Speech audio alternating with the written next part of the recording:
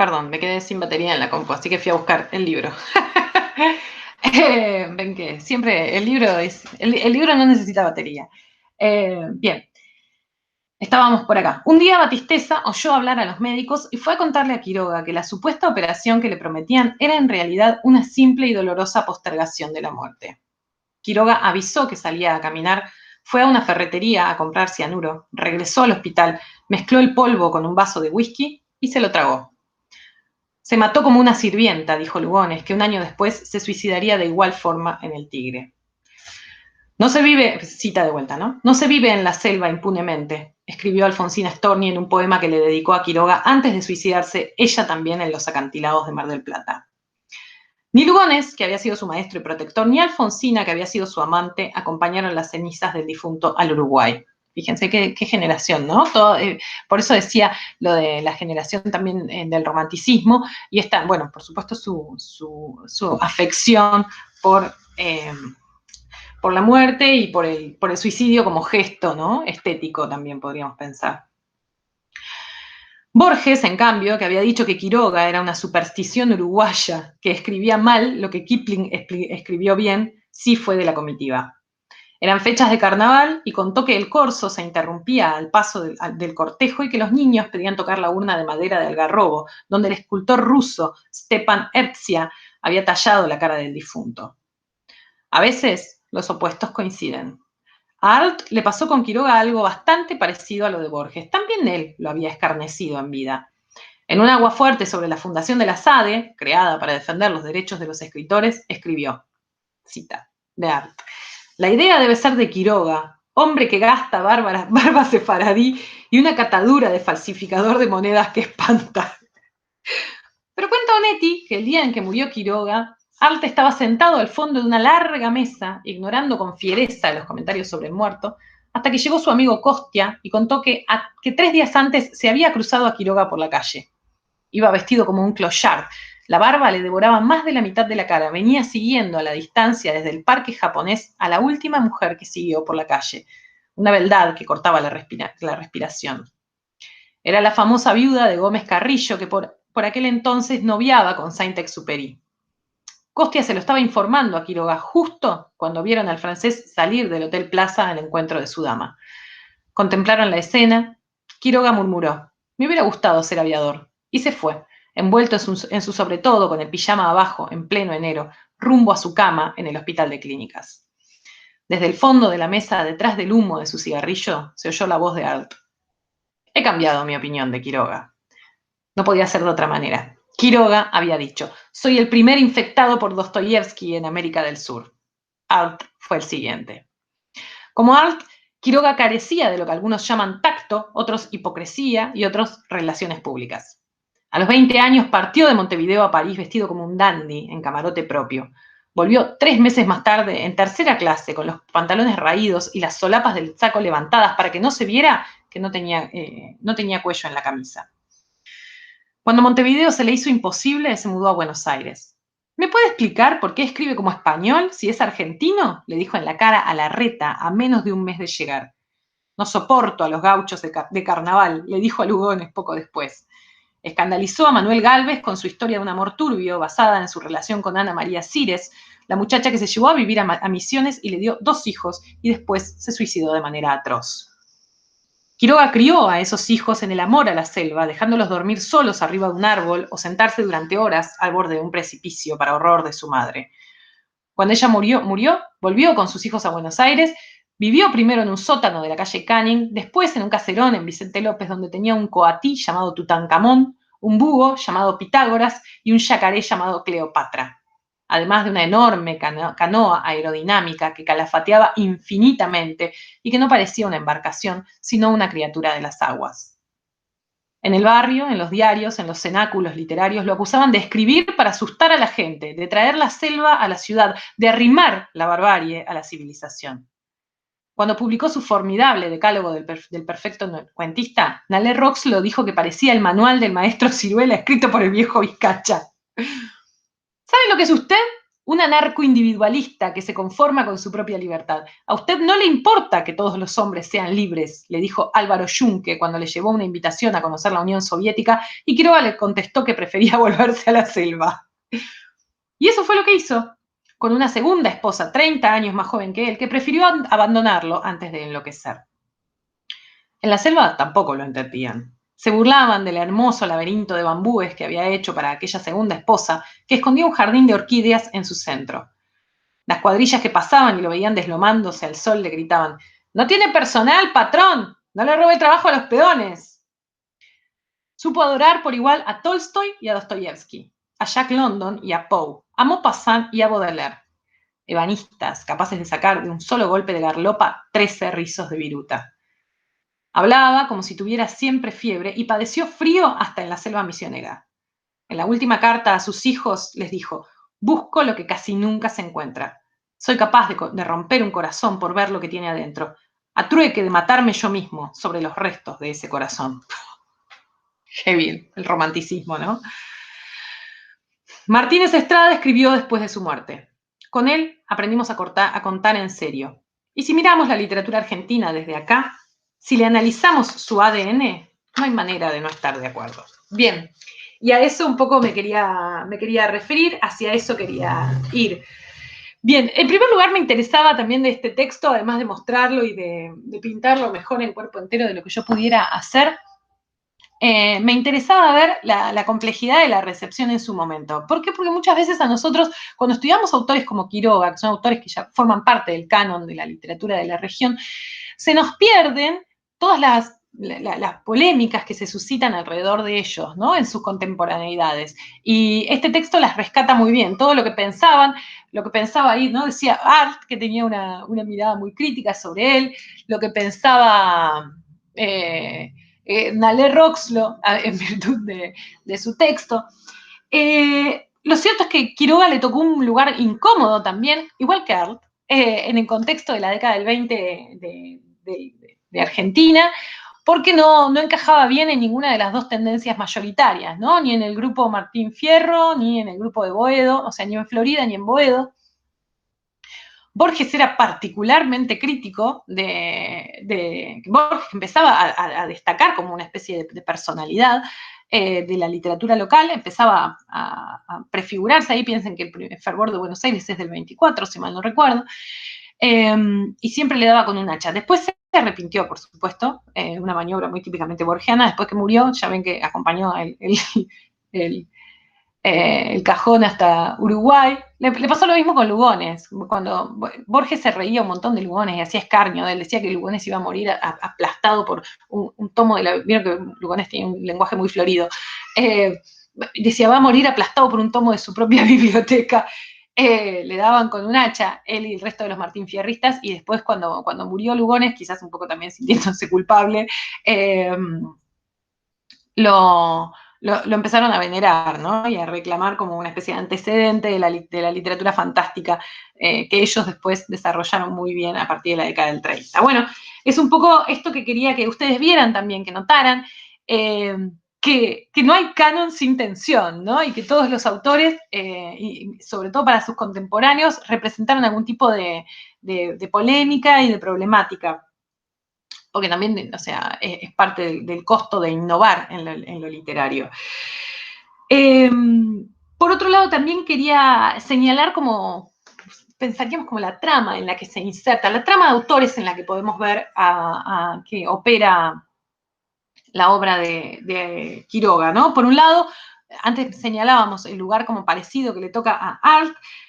Perdón, no lo dije, ¿no? Pero por otro lado tampoco encajaba en el grupo de Boedo porque, esto me olvidé decirlo, igual que le pasaba a Art, porque los de Boedo decían que él era un individualista, que no usaba la literatura para liberar al hombre del yugo del hombre, ¿no? Ahí lo que le dice Álvaro Jung, que usted es un anarcoindividualista, ¿no? O sea, con usted no se puede tratar.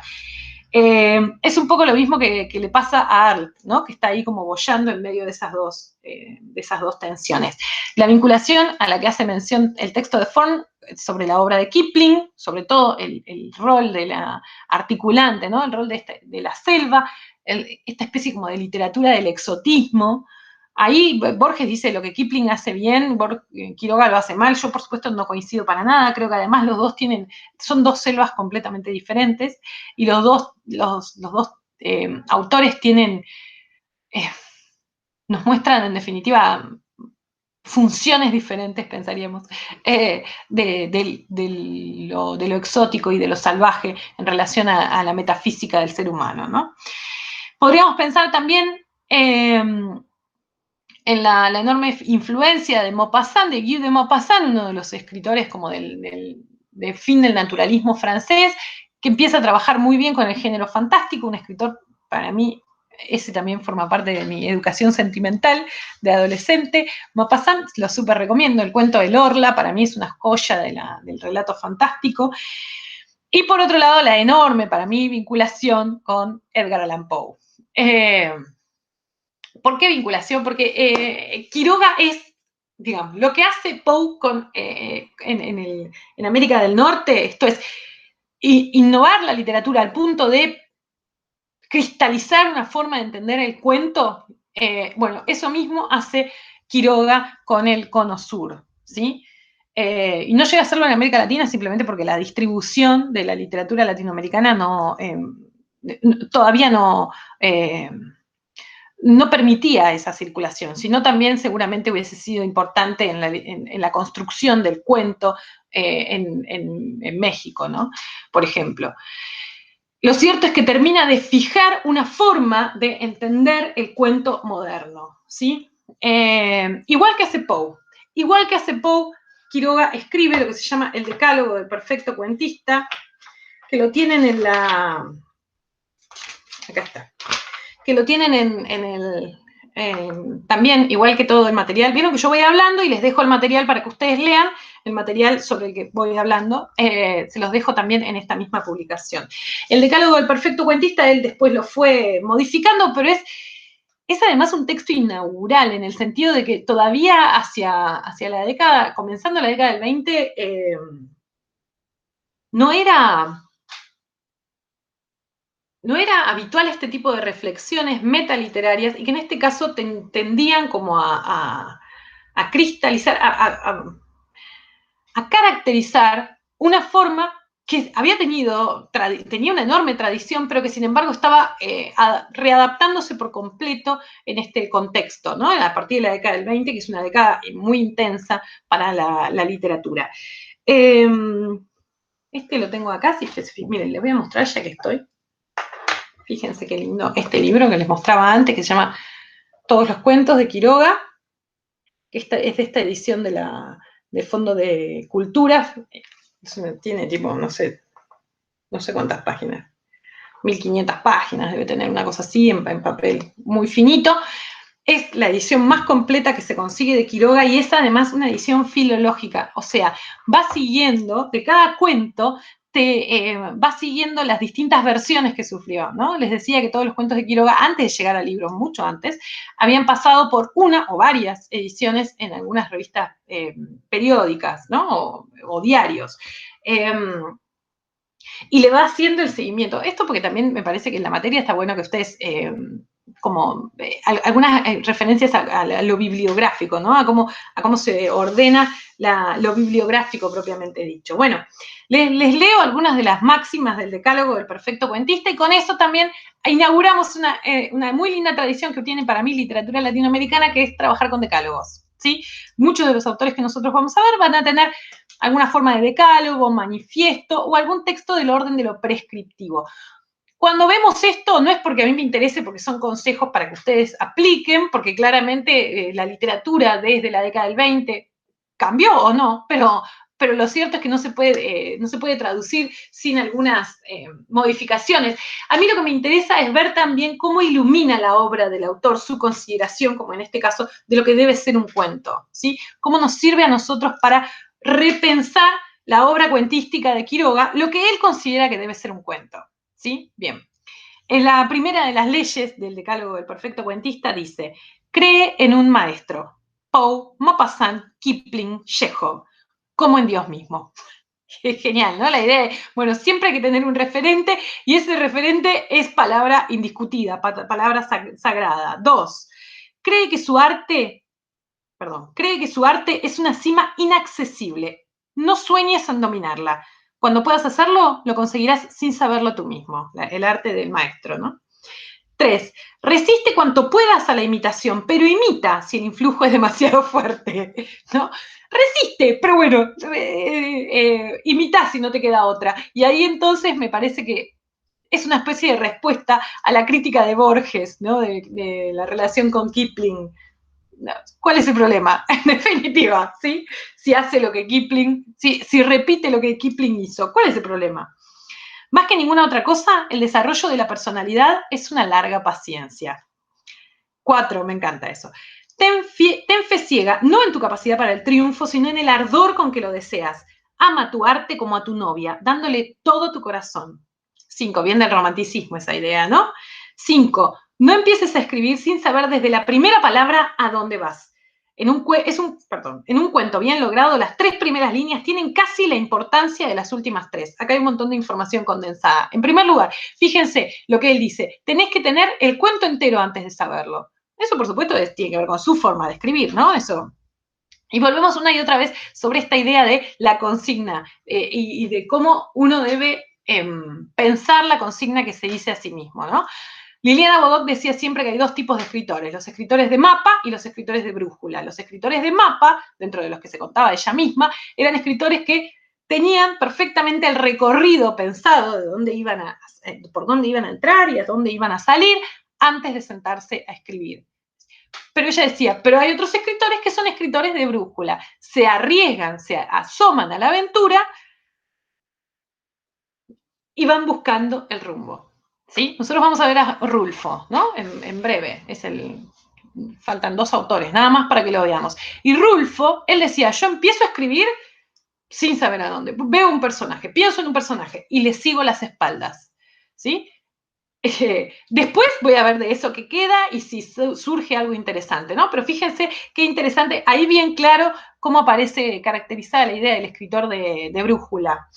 Por otro lado, fíjense lo otro que dice, ¿no? En un cuento bien logrado, las 3 primeras líneas y las últimas 3 son importantísimas. Eso decía Quiroga, un poco también lo decía Poe, la idea de el principio y el final tienen que ser perfectos. 6. Si quieres expresar con exactitud esta circunstancia, desde el río soplaba un viento frío, no hay en lengua humana más palabras que las apuntadas para expresarla. Una vez dueño de tus palabras, no te preocupes de observar si son entre sí consonantes o asonantes. 7. No adjetives sin necesidad. Acá empieza una característica que justamente viene quizás a romper con la escritura decimonónica, ¿no? La idea de la sobreadjetivación muy propia, por ejemplo, acá de la literatura de Echeverría. Ustedes saben que Echeverría por cada sustantivo clavaba 2, 3 adjetivos. No vaya a ser. Inútiles serán cuantas colas de color adhieras a un sustantivo débil. Si hallas el que es preciso, él solo tendrá un color incomparable, pero hay que hallarlo. 8. Toma a tus personajes de la mano y llévalos firmemente hasta el final, sin ver otra cosa que el camino que les trazaste. No te distraigas viendo tú lo que ellos no pueden o no les importa ver. No abuses del lector. Un cuento es una novela depurada de ripios. Me encanta esa definición. Un cuento es una novela depurada de ripios. Ten esto por una verdad absoluta, aunque no lo sea. 9. No escribas bajo el imperio de la emoción. Déjala morir y evócala luego. Me encanta esa idea también. Es una idea de Machado también, ¿no? Posteriormente Machado va a decir, no hay que escribir con la emoción, sino con el recuerdo de la emoción. Bueno, esto es lo que dice Quiroga al respecto, ¿no? No escribas bajo el imperio de esa emoción, déjala morir y después recordala. Si eres capaz entonces de revivirla tal cual fue, has llegado al arte a la mitad del camino. 10. No pienses en tus amigos al escribir, ni en la impresión que hará tu historia. Cuenta como si tu relato no tuviera interés más que para el pequeño ambiente de tus personajes, de los que pudiste haber sido uno. Eso me encanta. No de otro modo se obtiene la vida en el cuento. Y esta idea, fíjense, vida lo pone en bastardilla. La idea de que la literatura debía generar vida, ¿no? Debía generar algo vivo. Es una idea muy de la época y sobre todo muy de Quiroga, ¿no? Y que también Fíjense que eso un poco se condice con su forma general de vivir, porque también si había que dejar la vida en pos de la literatura, bueno, eso era negocio, en definitiva. De más está decir que esta es una concepción de los cuentos, pero que me interesa que veamos cómo se aplica a su propia obra, ¿no? Me parece es extraordinario este decálogo. Después vamos a leer algunos, pero yo creo que ninguno es tan bueno como este. ¿Eh? Algunos pueden ser más divertidos, otros más específicos, pero ninguno va a ser tan bueno y tan general como este y va a condensar también tanta información. Lo cierto es que Quiroga, al igual que Poe decía, va a tener una obsesión por finales y principios de los textos que va a ser, lo va a llevar quizás a una literatura que sus contemporáneos empezaron a caracterizar, o los que vinieron un poquito después, como efectista, ¿no? Esa literatura que al final tenía una especie como de latigazo que lo dejaba a uno confundido y dando vueltas. Fíjense que por otro lado, él elige como maestro a Chekhov, ¿no? Un tipo que vino a discutir esa forma de entender el cuento. No sé si leyeron alguna vez La Dama del Perrito de Chekhov. La Dama del Perrito, perdón, es un cuento rarísimo, ¿no? O sea, es raro todavía hoy, me imagino, para la época. ¿Por qué? Porque el cuento termina diciendo, bueno, y acá empezaba lo mejor. O sea, y no lo cuenta, ¿no? O sea, eso es lo mejor del cuento. Así que bueno, lo cierto es que buena parte de los cuentos de Quiroga van a tener esta obsesión por los finales de látigo, que le llamo yo, que son estos finales que nos dejan a todos un poco confundidos. Bien, me interesaba que ustedes entendieran que con esto, y aparte con esto de haber escrito un decálogo, después también escribió un texto breve que define la labor del cuentista, por eso decimos como el padre del cuento moderno en el Cono Sur. Cosa que no es moco de pavo decir, puesto que el cuento ha sido probablemente el género más importante de la literatura argentina, ¿no? Sin ir más lejos. Más que la novela. Así que me parece que hay algo importante, esto que decían, por eso también me gusta darlo como primer autor a Quiroga, porque me parece que es como esto que abre puertas. También me gusta pensar en la vinculación con otros autores que en ese momento acá ni se conocían y que estaban empezando a escribir en otros lugares del mundo. Pero ¿por qué me gusta ver eso? Porque eso habla de que hay algunas preocupaciones que forman parte, en definitiva, de la zeitgeist, ¿no? De la mirada general. Zeitgeist es un término alemán que significa el espíritu del tiempo, y que lo que trata es como de dar cuenta de por qué un montón de gente en el mismo momento piensa cosas parecidas, ¿no? Sobre todo, por ejemplo, en el ámbito de lo intelectual. Bueno, así como Quiroga estaba reinventando el cuento en América del Sur, un poco siguiendo los pasos de Poe, un poco agregándole otras cosas, también hay puntos que lo unen con la obra del otro gran innovador y alguien que va a tener mucha preeminencia en los escritores de América Latina del periodo, que es William Faulkner, el escritor norteamericano que empieza a escribir un poquito después, o sea, es posterior, que acá no se va a conocer sino hasta mucho después, pero que fíjense en donde aparecen algunas cosas que van a ser, que van a llevarnos a pensar que en el fondo los dos comparten una misma zeitgeist, ¿no? O un mismo, no sé si es femenino o masculino. Vieron que las cosas en alemán tienen unos géneros medio confusos. ¿Qué comparte con Faulkner? Bueno, comparte varias cosas. Les voy a leer una cita de Castillo, un texto que está en el libro que les mostré antes, en ese libro extraordinario. Dice de Castillo al respecto, Abelardo, ¿no? En Quiroga no hay descripción, sino revelación de un espacio, la selva. Fíjense, la idea, la distinción es sutil pero profunda entre la revelación, algo que se nos revela y se nos muestra como una especie de forma epifánica, ¿no? Dice que no es lo mismo que una descripción. Una geografía espiritual. Algo parecido, dice, a lo que hace Faulkner con el sur de los Estados Unidos, ¿no? También creo yo, en eso es semejante a Faulkner, autor que, insisto, vamos a volver a ver, sobre todo en los autores del boom, además de la narración del espacio, la forma en la que en muchos casos interconecta las historias, ¿sí? eso que vamos a llamar intratextualidad, ¿no? Cómo los personajes de la obra completa de un autor aparecen una y otra vez en las obras. Vamos a verlo más adelante eso, pero lo vamos a ver muy especialmente, por ejemplo, en Rulfo, en García Márquez.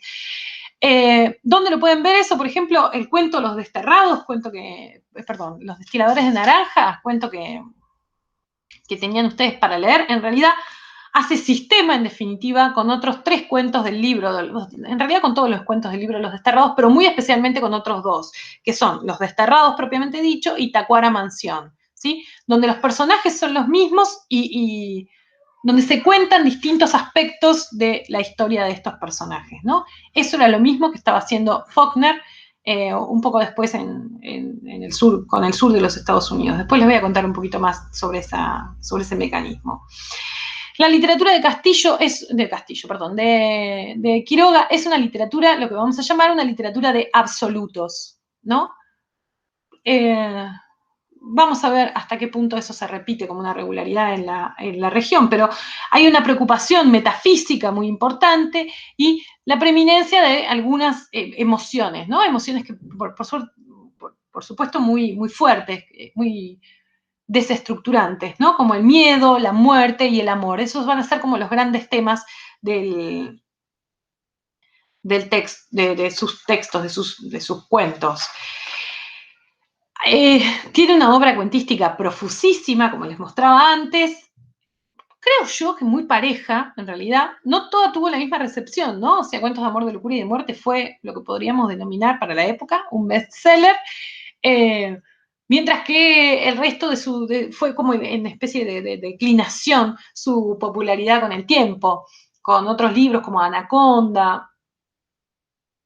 Pero bueno, en una obra de cuentística tan profusa, muchos de los críticos lo que trataron de hacer es alguna forma de ordenamiento de esa obra, ¿no? Algo que le dé un sentido a la totalidad de esa cantidad de cuentos. Para eso, uno de los primeros que se abocó a estudiar rigurosamente, ¿no? La obra de Quiroga fue Rodríguez Monegal, Emir Rodríguez Monegal, un crítico muy importante del periodo, y lo que él decía, bueno, que había una suerte de periodización posible de la obra de Quiroga y que se podía pensar en relación con un primer momento muy vinculado al modernismo, ¿no? Al modernismo a la manera como de Rubén Darío, y al decadentismo. Ahí estaría el libro Cuentos de amor, de locura y de muerte. Un segundo momento al que podríamos llamar la maduración, donde hay esta especie de exploración muy exhaustiva de este doble espacio, por un lado el espacio selva y por otro lado el espacio de lo urbano, y de una serie de técnicas narrativas. Para Monegal, eso empieza a desarrollarse en algunos de los libros anteriores, Anaconda creo que lo menciona y demás. Él dice que el momento de plenitud, esto es sumamente subjetivo para mí, pero bueno, el momento de plenitud de la obra, donde su técnica y las temáticas cobran una forma definitiva, podría pensarse, tiene que ver con la publicación de Los Desterrados, que es del 26. Donde él aparece con una voz narrativa que ya le es muy propia, ¿no? Y con una serie de procedimientos que tiene muy aceitados. Yo sí coincido en que me parece que es su mejor libro, ¿sí? El libro más parejo también. Pero bueno, esto es visto desde esta orilla del tiempo, ¿no? Habría que ver para sus contemporáneos. Por último, el cuarto periodo, que Rodríguez Monegal también caracteriza, también para mí de forma un poco polémica, pero es lo que se denomina la decadencia, ¿no? Los últimos textos que, según Rodríguez Monegal, la decadencia se debe a su fracaso en la escritura de una novela. Y ahí viene como una especie como de, para mí igual, eso hay que tomarlo con pinzas, pero igual, aún entendiendo digamos, en pos de entender esto que el planteamiento de Monegal, me parece interesante pensar que casi la novela es casi como una especie de maldición para los escritores del Cono Sur, ¿no? O sea, fue una maldición también, la maldición de la novela para Borges. Él mismo le gustaba decirse a sí mismo que no había ganado el Nobel por eso, porque bueno, había escrito unos cuentitos nada más y unas poemitas. En realidad creemos que no fue por eso, sino por sus posiciones políticas un poco controversiales. Y por otro lado también va a ser la gran maldición de Rodolfo Walsh, ¿no? que en un momento, digamos, denodadamente buscaba escribir una novela, en un momento abdica de esa voluntad, ¿no? Cuando le hace la entrevista a los que hacen conmigo literatura argentina, o los que ya hicieron, lo van a ver, dice, no, la novela es un género burgués, nada, no hay que hacer novelas, no hay que escribir novelas, es el género de la burguesía por antonomasia, pero que dicen, todos los que lo conocieron en la última parte de su vida, estaba retomando como proyecto cuando lo mataron, ¿no? Lo cierto es que la obligación de la novela pesa para los escritores del Cono Sur de una manera muy especial. Y la negación también, ¿no? El hecho de que se le niegue la novela como género. Para mí esa consideración como de la novela como más importante que la obra cuentística, a mí me parece una boludez, ¿no? Entre nosotros, me parece que es una forma de jerarquización que no se da concretamente en la literatura, pero que aparece también, por ejemplo, en el cine, pienso ahora, ay, perdón, había un mosquito. En el cine, pienso ahora, siempre, la vez pasada leía un director de cortometrajes para infantiles muy lindo, que todo el tiempo me preguntan por qué, ¿cuándo viene el largo? Dice, estas son las películas que yo hago. Que para ustedes sean más importantes los largometrajes que los cortometrajes, no significa que para mí sí, también lo sean, ¿no? Me parece una consideración interesante. Bueno, otros autores intentaron otras formas de organización de esta obra que decíamos es una obra muy prolífica. Algunos van a pensar como más convencionalmente, si se quiere, o sea, saben que es una organización que es como cronológica. Otros van a pensar en una organización del orden de lo temático, ¿no? En virtud de los temas. Y van a señalar que la obra de Quiroga tiene una serie de cuentos de monte y los que llaman cuentos de monte, o sea, de la selva, y los cuentos urbanos. Entonces ahí habría como una especie de distinción geográfica. Por otro lado está la distinción genérica que uno podría hacer. Hay una enorme cantidad de cuentos de Quiroga que son realistas, otra cantidad de cuentos que son fantásticos, otros que son extraños, otros que son infantiles, ¿no? Piensen que el Cuentos de la Selva es el primer libro probablemente pensado para niños que se escribe, que se edita en la Argentina, ¿no? Inaugura una tradición en esta parte del mundo. Lo cierto, y esto sí me parece interesante planteárselos, es que la heterogeneidad era una búsqueda de Quiroga. Quiero decir, Quiroga consideraba que un autor, para ser un buen escritor de cuentos, uno debía manejar distintas temáticas, distintos géneros y demás.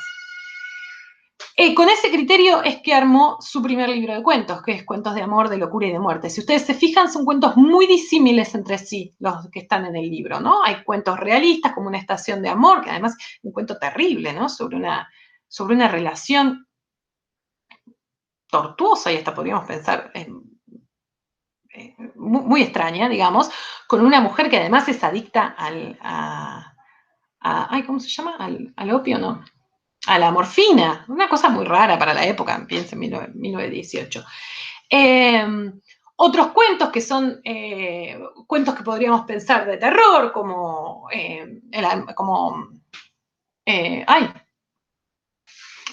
cuentos extraños, como es El almohadón de plumas, quiero decir, la elección es muy heterogénea. El solitario, hay uno que es un cuento fantástico. La elección es muy heterogénea a propósito, porque él consideraba que un buen escritor debía mostrar solvencia en los distintos géneros y las distintas temáticas, ¿no? En la idea de la selva y lo urbano y demás. Eso lo fue modificando con el correr del tiempo, ¿no? El libro, podríamos pensar que para muchos dicen es como su libro más sólido, que es Los Desterrados, es un libro mucho más homogéneo. A mí, sin embargo, me parece interesante lo que nos invita a pensar esto, ¿no? Que es la forma, cómo se ordena un libro de cuentos, en definitiva, ¿sí? Si un libro de cuentos tiene que tener un nexo en común, como se usa en general hoy en día, si debe ser un libro lo suficientemente heterogéneo como para que dé cuenta de esta plasticidad de su autor o de su autora. Siempre me acuerdo que García Márquez decía, por favor, préstenle atención al orden en el que ponen los cuentos en el libro, ¿no?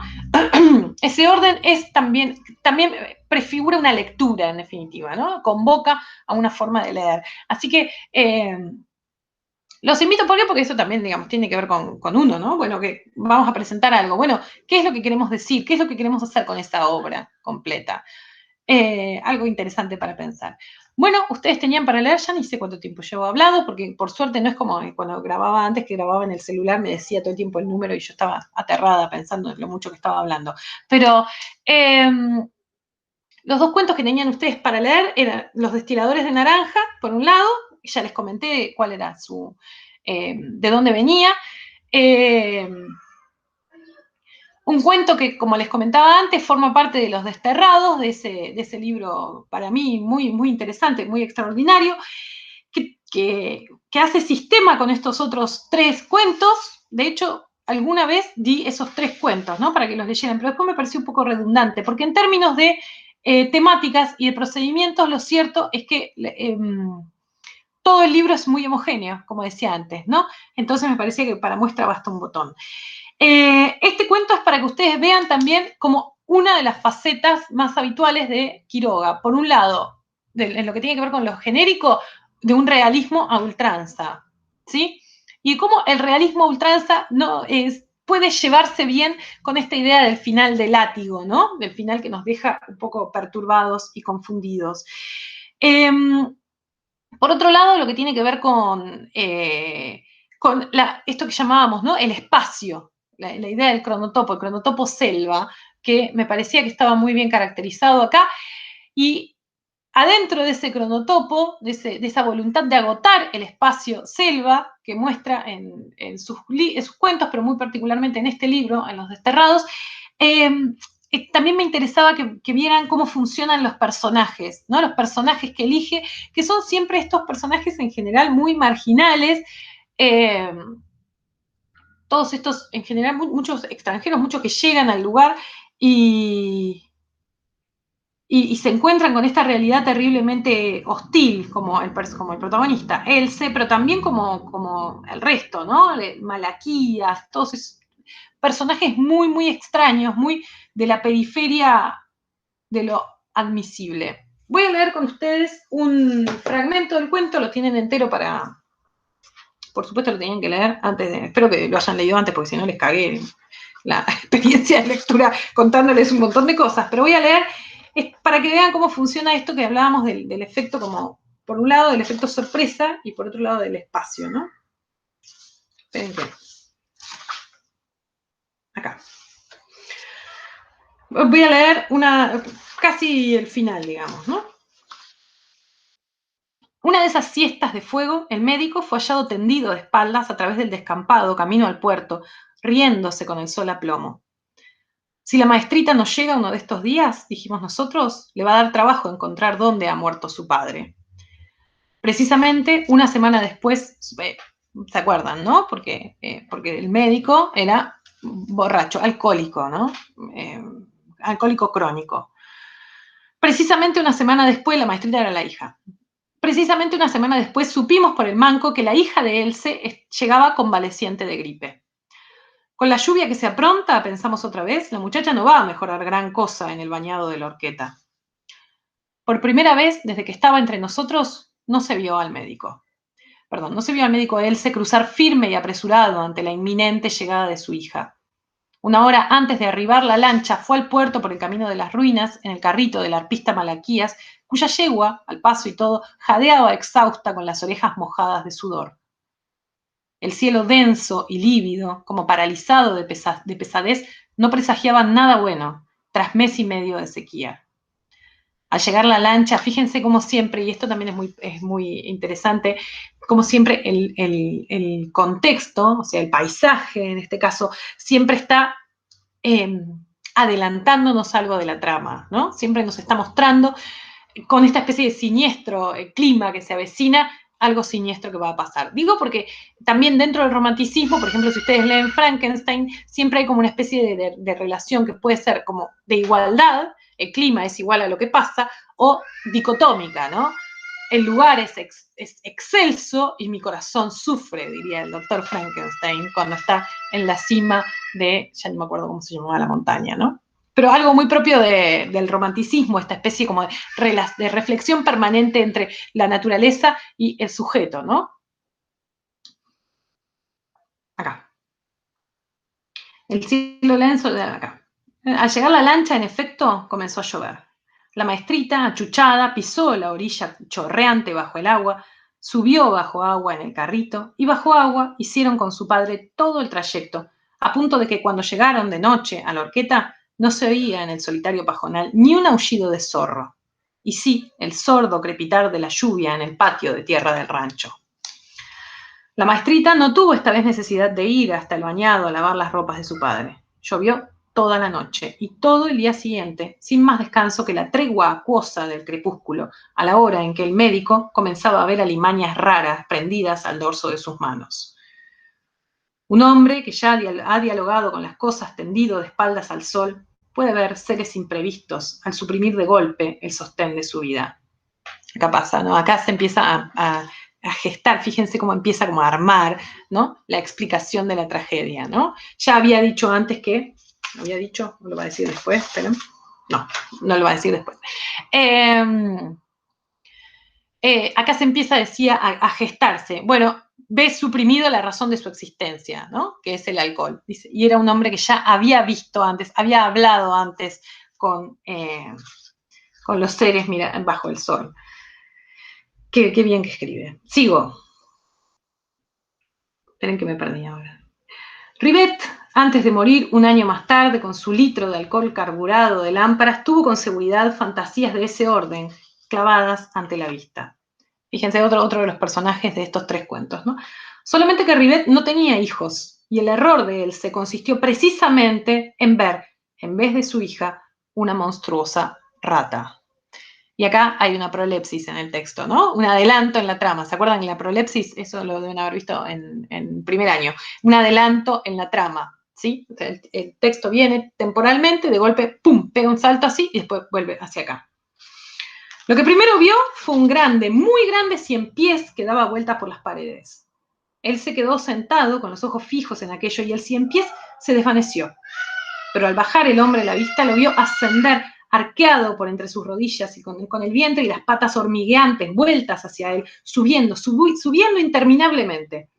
El médico tendió las manos delante y sus dedos apretaron el vacío. Sonrió pesadamente. Ilusión, nada más que ilusión. Pero la fauna del delirium tremens, ahí va la explicación típica de Quiroga, la explicación racional a lo que le estaba pasando, ¿no? Estas formidables criaturas, estas fabulaciones, eran el último de los estadios del alcoholismo. Pero la fauna del delirium tremens es mucho más lógica que la sonrisa de un ex sabio y tiene por hábito trepar obstinadamente por las bombachas o surgir bruscamente de los rincones. Durante muchas horas, ante el fuego y con el mate inerte en la mano, el médico tuvo conciencia de su estado. Vio, arrancó y desenredó tranquilo más víboras de las que pueden pisarse en sueños. Alcanzó a oír una voz dulce que decía, fíjense qué lindo cómo mezcla el relato de lo fantástico con la realidad, ¿no? Hay como una especie de terreno ahí intermedio, muy a la manera de Poe. En donde dice, bueno, arrancaba las serpientes, ¿no?, que le iban subiendo porque era consciente de que lo que estaba viendo era una fabulación, ¿no? Alcanzó a oír una dulce voz que decía, papá, estoy un poco descompuesta, voy un momento afuera. Él se intentó todavía sonreír a una bestia que había irrumpido de golpe en medio del rancho lanzando horribles alaridos y se incorporó por fin aterrorizado y jadeante. Estaba en poder de la fauna alcohólica. Hermoso eso. Desde las tinieblas comenzaban ya a asomar el hocico bestias innumerables. Del techo se desprendían también cosas que él no quería ver. Todo su terror sudoroso estaba ahora concentrado en la puerta, en aquellos hocicos puntiagudos que aparecían y se ocultaban con velocidad vertiginosa. Algo como dientes y ojos asesinos de inmensa rata se detuvo un instante contra el marco y el médico, sin apartar la vista de ella, cogió un pesado leño. La bestia, adivinando el peligro, se había ya ocultado. Por los flancos del ex sabio, por atrás se hincaban en sus bombachas cosas que trepaban. Pero el hombre, con los ojos fuera de las órbitas, no veía sino la puerta y los hocicos fatales. Un instante, el hombre creyó distinguir entre el crepitar de la lluvia un ruido más sordo y nítido.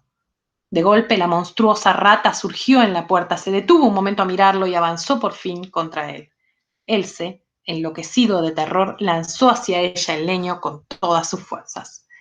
Ante el grito que lo sucedió, el médico volvió bruscamente en sí, como si el vertiginoso telón de monstruos se hubiera aniquilado con el golpe en el más atroz silencio. Pero lo que yacía aniquilado a sus pies no era la rata asesina, sino su hija. Extraordinario, ¿no? Es estremecedor esta narración. Me interesa mucho esta especie como de alternancia entre el tiempo subjetivo y el objetivo, ¿no? Del personaje. El tipo ve lo que le está sucediendo, ve lo que le está pasando, efectivamente. Y hay un momento en el que hay como una especie de alternancia entre la conciencia interna y la conciencia externa del sujeto. Después, al igual que él ya no logra distinguir el delirium tremens de la realidad, nosotros pasamos automáticamente a seguir la conciencia, ¿no? De él. Y al igual que él, hacia el final, con el grito de la hija, se sale de la alucinación, nosotros, la conciencia de la narración también sale. ¿Ven qué bien que está eso hecho? Digo, si lo hubiese contado como un narrador externo cualquiera, el cuento no tendría demasiada gracia. Bueno, ahí está él, se tirado, flashea estas ratas, le pega a la hija, no tiene demasiada gracia. La gracia, o sea, gracia entiéndase, ¿no? Después si no dicen que tengo problemitas, pero gracia entendido en términos literarios, pasa justamente por esta alternancia en la conciencia del personaje y la narración, ¿no? Como nosotros seguimos a la perfección la conciencia de Else. Un cuento para mí estremecedor. El cuento sigue un cacho más, pero digamos que ahí está el látigo del final.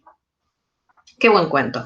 El segundo cuento que ustedes tenían para leer, se los di justamente para que ustedes vean otro de los géneros que visita con mucha probidad nuestro querido Quiroga, que es el relato fantástico. Esta vez elegí un relato muy poco conocido, que es El Espectro. Bueno, ahora un poco más conocido. El Espectro, espérenme porque tengo acá la cita bibliográfica, yo hice esta edición del libro, de un libro de Quiroga, y en cada uno de los cuentos puse donde había salido por primera vez. Primero salió en una revista, por supuesto, y después salió en el libro El Desierto, ¿sí? Un libro menor en el sentido de la popularidad de Quiroga, salió publicado ahí. O sea, digo, no es como Los Desterrados, ¿no? Uno de los libros importantes de su bibliografía. Para empezar, para hablar un poquito de este cuento, que quería leerles también, con ustedes quería leer como algunas partes del texto, quería también plantearles a ustedes algo que seguramente también vieron en primer año, que tiene que ver con, en definitiva, la definición de qué es un relato fantástico. Y les explico cuál es la posición que vamos a tomar de acá en adelante. Vamos a ver mucho relato fantástico porque es un género muy importante en América Latina. Y cuál es la definición con la que trabajamos de lo fantástico en este caso, que tiene que ver con lo que plantea Tzvetan Todorov, ¿sí? Seguramente lo hayan visto en primer año. Todorov hace una suerte de caracterización de los géneros literarios en virtud de cómo aparece o desaparece el elemento de la realidad, ¿no? El primer género, entonces, que él analiza tiene que ver con el realismo. En el realismo dice, el texto tiene que ser esencialmente verosímil. O sea, el componente de lo real, ¿se acuerdan qué es verosímil, no? O sea, lo parecido, lo creíble, lo parecido a lo real. El texto tiene que ser eminentemente verosímil, tiene que ser creíble, ¿sí? Ahí lo real aparece en su máximo esplendor. Vamos a volver 1000 veces sobre todo, así que ahora hago como una primera aproximación. Dice él, después, inmediatamente vecino a eso, y también con un componente de lo real bastante fuerte, aparece, dice, el cuento extraño, ¿sí? El cuento extraño, no sé si habrán visto, Walsh tiene una antología para mí de cuento extraño que es probablemente la más exhaustiva y hecha todavía al día de hoy. ¿Qué caracteriza el cuento extraño? Dice Todorov, dice, bueno, empieza siendo un relato esencialmente verosímil, aparece un elemento que provoca la zozobra, provoca la vacilación, la duda del lector, eso genera una especie como de cimbronazo adentro del texto, un tembladeral, pero ese tembladeral se encuentra su explicación racional, o sea, la realidad aparece al principio y al final del cuento, ¿sí? ejemplo de cuento extraño, el mejor para mí siempre es el almohadón de pluma, ¿sí? Que seguramente no lo doy porque siempre todos lo han leído anteriormente, se acuerdan, ¿no? Alicia y Jordán, que están casados, tienen un matrimonio, ¿no? Con sus características. Este Jordán parece que es bastante jodido, y Alicia es un poquito, diríamos hoy, oprimida, y Alicia, ahí también hay una metáfora sobre el matrimonio, ¿no? La mujer en el matrimonio, quiero decir, en lo que le pasa a Alicia. Alicia deja de poder levantarse, ¿no? Está cada día más cansada, más exangüe, hasta que en un punto ya no puede levantarse nunca de la cama, flashea con unos bichos también, siempre a Quiroga le interesa mucho la alucinación como espacio de la descripción, y hasta que directamente se muere, ¿no? Al día siguiente de que se muere, se acuerdan todos, porque es una escena particularmente perturbadora, una de las escenas más perturbadoras de la literatura nacional. La mucama, haciendo así con la almohada, se da cuenta de que había un enorme bicho, un parásito, que además existe verdaderamente, Quiroga tiene la crueldad de decirlo, existe verdaderamente en la naturaleza, que le había sorbido toda la sangre lentamente a Alicia hasta matarla desangrada, ¿no? Lívida como estaba. Dejemos de lado el carácter metafórico del texto, como decía antes, ¿no? Que uno puede pensar ahí una serie de metáforas muy interesantes. Lo cierto es que genéricamente ese cuento pertenece al cuento extraño. ¿Por qué? Porque se produce la vacilación. Uno dice, ¿pero qué son esos que le aparecen? Como vampiros, ¿no? Ella lo plantea como en esos términos, como vampiros. Hay algo sobrenatural que le ha chupado la sangre hasta dejarla completamente vacía. Bien, y sin embargo al final aparece la explicación racional. Como regla mnemotécnica, siempre les doy la misma opción. Recuerden, son ejemplo de cuento extraño todos los capítulos de Scooby-Doo. ¿Se acuerdan que el modelo clásico de capítulo de Scooby-Doo lo llaman porque hay unos fantasmas que asolan, no sé, un parque de diversiones? Resulta que cuando entran, el fantasma le saca la sábana y era el dueño del parque de diversiones que estaba queriendo cobrar un seguro o algo por el estilo. Bueno, todos los capítulos de Scooby-Doo son cuento extraño, ¿sí? Bueno, eso como para que se acuerden. El siguiente género que él trabaja es justamente el género fantástico. El género fantástico empieza verosímil, se produce un elemento que provoca la zozobra, la vacilación en el lector, en general, siempre en el texto, y después, a partir del texto, en el lector, y esa vacilación, dice Todorov, y esto sí se tiene que, es regla para el género fantástico, no se resuelve. No se resuelve de ninguna manera, queda como duda, como vacilación. Ejemplo clarísimo de eso, El gato negro de Edgar Allan Poe, ¿se acuerdan? El tipo comienza diciendo, bueno, soy un borracho, maté a mi mujer, la escondí atrás de la... Estoy masacrando el argumento. La escondí atrás de la pared, el gato... apaleé al gato también, le saqué un ojo, y el gato, en una suerte de venganza, terminó denunciándome frente a la policía. ¿Cuál es el elemento disruptivo? Por supuesto, tiene que ver, el elemento de la vacilación está concentrada en ese gato, que es un gato como ciertamente polémico. Y esa vacilación, la duda que se nos presenta a nosotros sobre si la explicación racional, este es un borracho, un loco, o sea, alguien que está enfermo, o realmente el gato se escondió en la pared para botonearlo delante de la policía porque era así de maldito, esa vacilación no se resuelve nunca, ¿sí? En el texto. Y eso es lo que lo vuelve un relato del orden de lo fantástico. El último de los géneros que trabaja Todorov es el relato maravilloso, donde dice él, ya lo real, lo verosímil, no importa. ¿Sí? ¿Por qué? Porque el relato maravilloso nos presenta un mundo con sus propias características, con sus propias reglas. Un mundo que, como el elemento que debería despertar vacilación, no despierta vacilación hacia el interior de ese mundo, tampoco despierta vacilación ni duda en el lector. ¿Sí? Fíjense entonces, el relato fantástico debe no resolverse. Si se resuelve por la lógica, por la explicación lógica, es un relato, un cuento extraño.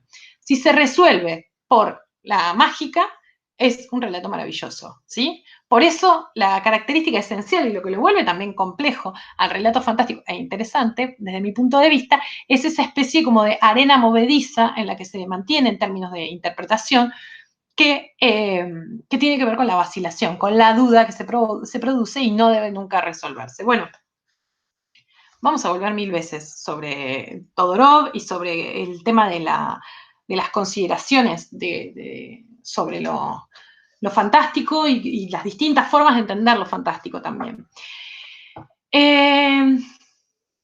Lo cierto es que este cuento, decía, para mí forma parte como de esa especie de subgrupo muy importante para mí de relatos de corte fantástico de Quiroga. Y también me parece, y por eso lo dejé también para el final, me parece importante porque los relatos fantásticos de Quiroga también explican o están ahí en los inicios, junto con los de Lugones, de la enorme tradición narrativa fantástica del Cono Sur, ¿sí? Tradición que después van a desarrollar, por ejemplo, Borges, mal que le pese, Quiroga, Cortázar, el propio Bioy Casares, Felisberto Hernández en Uruguay, va a tener una tradición muy profusa, el relato fantástico, algunos van a decir es lo mejor que ha dado la región, y me parece a mí que acá hay un puntapié inicial, ¿no? Algo que podríamos pensar como una especie de mojón, algo importante. Voy a leer con ustedes el comienzo y el final del espectro, otra vez espero que ya lo hayan leído, porque si no, les arruino por completo la experiencia de lectura. El espectro. Todas las noches en el Gran Splendid de Santa Fe, Enid y yo asistimos a los estrenos cinematográficos. También la voluntad de Quiroga de ubicar todos sus relatos, esto es bien del realismo, bien de la búsqueda del verosímil, ubicarlo en espacios reconocibles, ¿no? O sea, el fantástico se produce en estos lugares alrededor de la selva, alrededor de las ruinas jesuíticas, o en este caso, en el Gran Splendid de la avenida Santa Fe, ¿no? Donde ahora está la librería El Ateneo. Ni borrascas ni noches de hielo nos han impedido introducirnos a las 10 en punto en la tibia penumbra del teatro. Allí, desde uno u otro palco, seguimos las historias del film con un mutismo y un interés tales que podrían llamar sobre nosotros la atención de ser otras las circunstancias en que actuamos. Ven que distinta la escritura, medían 2 años nada más entre este texto y el texto que leímos antes. Este texto es mucho más como recargado, ¿no? En la forma de escritura. Los textos urbanos de Quiroga muchas veces lo son, ¿no? Frente a una idea como un poco más descarnada del texto, de los textos de la selva. Desde uno u otro palco, he dicho, pues su ubicación nos es indiferente. Y aunque la misma localidad llegue a faltarnos alguna noche por estar el espléndida en pleno, nos instalamos mudos y atentos siempre a la representación en un palco cualquiera ya ocupado. No estorbamos, creo, o por lo menos de un modo sensible. Desde el fondo del palco, o entre la chica del antepecho y el novio adherido a su nuca, Enid y yo, aparte del mundo que nos rodea, somos todo ojos hacia la pantalla. Y si en verdad alguno, con escalofríos de inquietud cuyo origen no alcanza a comprender, vuelve a veces la cabeza para ver algo que no puede, o siente un soplo helado que no se explica en la cálida atmósfera, nuestra presencia de intrusos no es nunca notada. Y ahí uno dice, ¿what? ¿Cómo? ¿No los ven? ¿Cómo puede ser? Ahí está el primer adelanto, ¿no? Pues preciso es advertir ahora que Enid y yo estamos muertos. Quería leer este comienzo porque justamente cumple un poco con la regla del decálogo que leímos, ¿no? Latigazo. El cuento tiene una estructura circular, empezamos por una de las partes del final, ¿no? Por algo cerca del final, y tiene esta... Me hace acordar un poco al comienzo de Axolotl de Cortázar, que empieza diciendo bla, bla, bla, bla, bla, bla, bla, bla, y el primer párrafo termina diciendo, porque bueno, yo soy un axolotl, ¿no? Bueno, tiene el mismo funcionamiento. Vamos a leer entonces el final del cuento, que me parece que cumple la segunda parte del decálogo. Esperen porque no me acuerdo a partir de dónde. Me había dicho a mí misma. Me hice la marca. ¿Dónde está?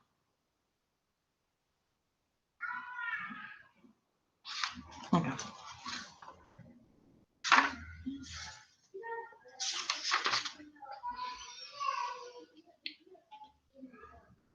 Esperen que me perdí. Acá. No sé si alguno en la sala reconoció en nosotros a los enfermos de la noche anterior.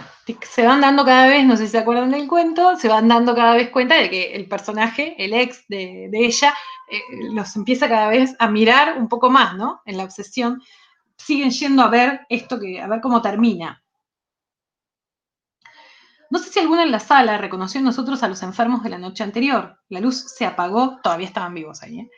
Se encendió y tornó a apagarse sin que lograra reposarse una sola idea normal del cerebro de Guillermo Grant y sin que los dedos crispados de este hombre abandonaran un instante el gatillo. Acá hay una cosa medio rara, en este hombre se refiere a sí mismo como una especie de tercera persona. Yo fui toda la vida dueño de mí. Lo fui hasta la noche anterior, cuando contra toda justicia un frío espectro que desempeñaba la función fotográfica de todos los días crió dedos estranguladores para dirigirse a un palco a terminar el film. Como en la noche anterior, nadie notaba en la pantalla algo anormal y es evidente que Wyoming continuaba jadeante, adherido al diván. Pero Enid en mis brazos, tenía la cara vuelta a la luz pronta para girar cuando Wyoming se incorporó al fin, finalmente, ¿no? Yo lo vi adelantarse, crecer, llegar al borde mismo de la pantalla sin apartar la mirada de la mía. Lo vi desprenderse, venir hacia nosotros en el haz de luz, venir en el aire por sobre las cabezas de la platea, alzándose, llegar hasta nosotros con la cabeza vendada. Lo vi extender las zarpas de sus dedos a tiempo que Enid lanzaba un horrible alarido, de esos que con una cuerda vocal se ha rasgado la razón entera, e hice fuego. ¡Pum! Le disparó a la pantalla. No puedo decir qué pasó en el primer instante, pero en pos de los primeros momentos de confusión y de humo, me vi con el cuerpo colgado fuera del antepecho, muerto. Desde el instante en que Wyoming se había incorporado en el diván, dirigí el cañón del revólver a su cabeza. Lo recuerdo con toda nitidez y era yo quien había recibido la bala en la sien. Hermoso ejemplo de uno de los subgéneros más importantes del fantástico, el del doble. Creyendo dispararle al otro, se dispara a sí mismo. Estoy completamente seguro de que quise dirigir el arma contra Duncan. Solamente que, creyendo apuntar al asesino, en realidad apuntaba contra mí mismo. No hacía falta explicar tanto, ¿no? Fue un error, una simple equivocación, nada más, pero que me costó la vida. 3 días después, Enid quedaba, a su vez, desalojada de este mundo. Y aquí concluye nuestro idilio. Bien, y ahí vuelven al presente de la Anunciación, por donde empezó, que es que van todos los días al cine, estos dos que son fantasmas, tratando de ver si pueden hacer el paso al revés, ¿no? Desde la película hacia la vida, tratando de ver si pueden volver, en definitiva, a la vida. Amén de las metáforas sobre la culpabilidad, sobre lo culpables que se sienten los dos por haber tenido este amorío tan inmediatamente después de la muerte de Wyoming. Amén de todo eso, me parece interesante. Perdón, pensaba en lo del doble, pensaba en el gran cuento de Poe, para mí el mejor ejemplo de relato sobre doble, que es William Wilson, ¿no? En William Wilson también pasa algo parecido. Él tiene un doble. Es un cuento genial, no sé si lo leyeron, si no lo leyeron, por favor, léanlo. Él cree estar matando a su doble, que lo ha perseguido, lo ha perturbado durante toda la vida, y por supuesto, en realidad se está matando a sí mismo, ¿no? El mismo ejemplo del doble. Bueno, decía, además de eso, me interesaba como ver desde la perspectiva genérica algo que aparece muchas veces en Quiroga. Él estaba muy preocupado por el fenómeno del cine, le interesaba muy particularmente, tiene otro cuento muy bueno que se llama El vampiro, en relación a eso, un cuento extraordinario también. ¿Por qué? Porque el cine le provoca estoy segura que el cine, si lo hubiese conocido, también le hubiese interesado mucho a Poe. ¿Por qué? Porque el cine, en definitiva, lo que tematiza es esta especie de tierra media entre lo vivo y lo no vivo, ¿no? Entre lo animado y lo inanimado.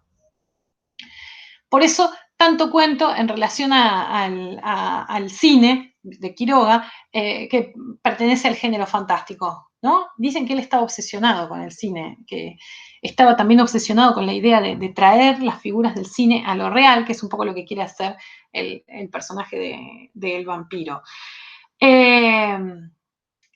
¿Por qué me refiero a esto? Porque justamente es un espacio, esta especie de espacio entre la vida y la muerte, es el espacio fecundo del género fantástico por antonomasia, ¿no?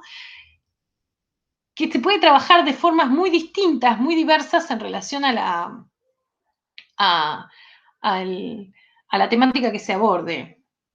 Pienso ahora en el otro cuento de Poe. Miren, por algo, siempre que aparece en Quiroga aparece Poe. El extraño caso del señor Valdemar, no sé si se acuerdan. Alguien que hipnotizan a este Valdemar que estaba en trance agónico, estaba a punto de morirse, y lo hipnotizan justo antes de la muerte, ¿no? El cuerpo se mantiene en esa especie como una especie de conservación fallida durante muchísimo tiempo, meses, hasta que lo deshipnotizan, no sé cómo se llama, salir del trance hipnótico, en definitiva, y el cuerpo en ese mismo instante se disuelve, ¿no? O sea, una escena totalmente asquerosa, se desarma por completo, se convierte en líquidos y vísceras podridas, ¿no? Que llevaba en realidad tiempo en descomposición. Ahí uno cuando lo lee dice, qué bárbaro, qué guacho este Poe, qué imaginación extraordinaria, ¿no? Para pensar, para trabajar sobre esto, este espacio que media entre la vida y la muerte, ¿no? Y entre la conciencia y la muerte también, ¿no? ¿Qué hay? ¿Hay vida o no hay vida en relación a si hay o no hay conciencia? Bien, María Negroni, no lo subí, no lo encontré todavía en mi computadora el texto, pero quizás lo vuelva a escanear entonces, que tiene un texto muy hermoso que se llama Quiroga, la selva interior, que es sobre justamente el espectro. Lo que dice ella siempre es que este es un ejemplo más de una especie de preocupación recurrente, podríamos pensar, de las obsesiones, de una de las obsesiones y de los temores más importantes del fantástico, ¿no? Dice ella, el fantástico tiene tematiza dos grandes miedos, dice ella. Por un lado, que lo inanimado se anime, ¿no? Como en este caso, el de la película, Wyoming, que cada vez que van, resulta que busca mirarlos cada vez un poquito más, ¿no? Esa es una de las grandes preocupaciones si uno se pone a pensar en la cantidad de relatos fantásticos que hay y donde aparece la idea de lo inanimado que cobra vida, se va a dar cuenta que sí, realmente es una de las obsesiones del género. Y por otro lado, dice ella, la contracara de eso, que también aparece un montón en el fantástico, es la idea de que lo animado se inanime, ¿sí? Se vuelva una suerte de, vamos a ver, uno de los grandes hilos conectores de buena parte del programa, de muñeco, ¿no? De algo cristalizado. Eso, por supuesto, no es otra forma más que, digamos, que el temor, el viejo y querido temor a la muerte.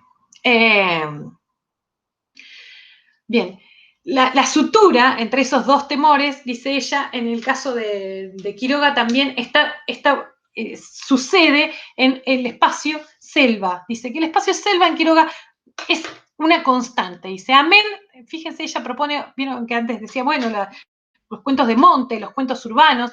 Bueno, ella dice, en realidad la selva es todo en Quiroga, porque la selva es un espacio en la mente. Por eso la idea de que la selva es interior, es lo salvaje adentro, ¿no? Y todos son espacios recurrentes, en definitiva. Son formas, figuraciones diferentes de la selva. Les dejo, entonces voy a ver, ahora si no encuentro el texto, efectivamente se los voy a colgar. Bien, la clase de hoy ya sé que fue muy larga, deben estar exhaustos, pero se completa con una mini actividad y una actividad no tan mini. La mini actividad es que deben comentar esta clase abajo, algo que les haya disparado de todas las cosas de las que hablamos, que fueron un montón.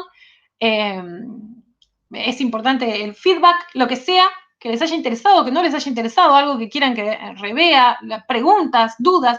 Este es el espacio para trabajar esas cosas, ¿sí?